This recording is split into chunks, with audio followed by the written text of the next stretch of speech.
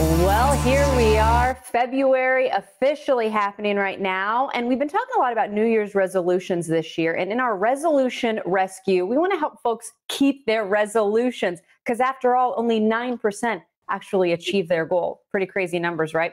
Let's go ahead. Welcome back our friend Ray Ferrara, who is with us to talk financial resolutions and maybe saving for retirement. Good morning, Ray. How are you? Good morning. Nice to be with you again. Thank you. We love when You you're all with are well too. Oh, well, we love that you join us because I think so many times when it comes to financial resolutions, especially retirement, people are like, I'll focus on it later. And it pretty soon that later is now, and you didn't focus on it when you needed to. So I know you've broke it down into four retirement resolution things that you want to talk about. So, Ray, go ahead, kick it off. Where can people begin?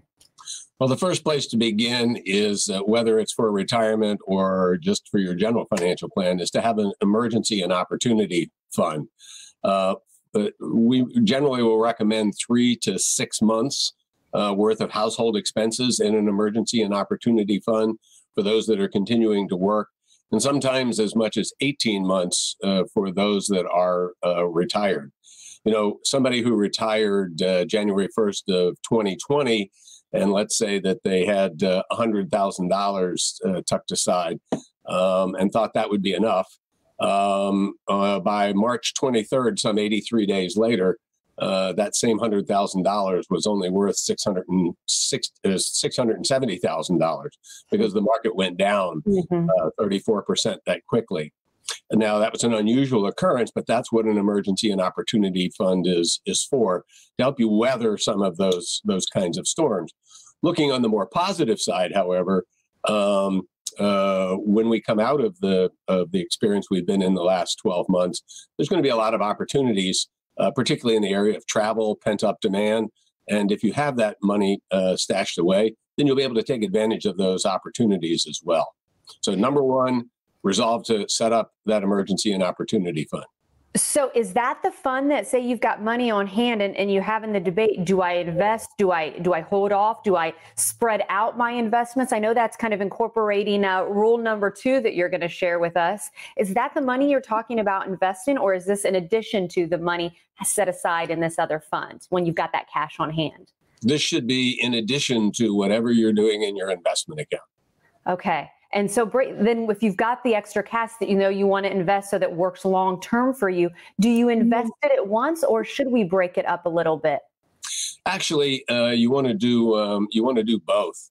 From a standpoint of mathematically and historically, dumping all of your money into the market at one time for a long-term investor generally works out better than slowly adding it into the market over time.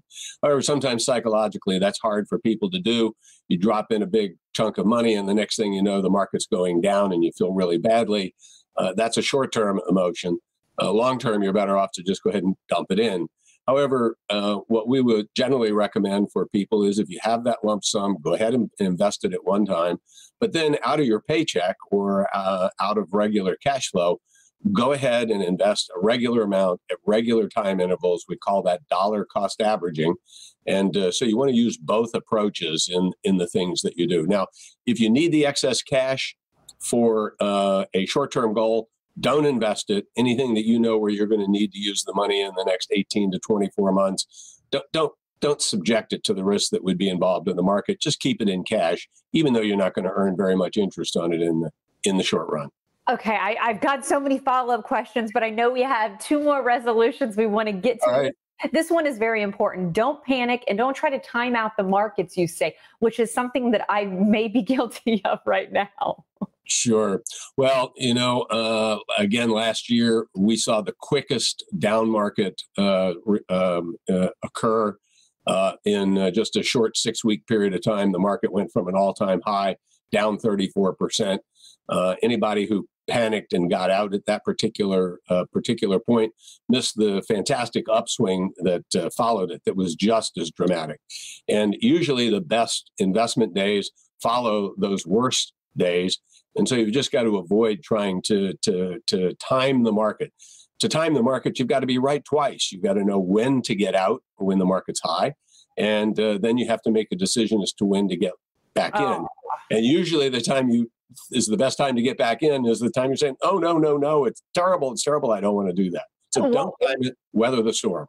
Right. We talked too long. I know the last one talks about matching or taking advantage of that employee match at 100%. If you want that tip, plus go ahead and save 15% discount, mention the Morning Blend. Get Ray on your team. He's going to be able to help you and answer all of your questions and make sure you're doing it in a smart way to keep those resolutions. Ray, thank you. Sorry we ran out of time. All right. Thank you all. Be safe and go Bucks.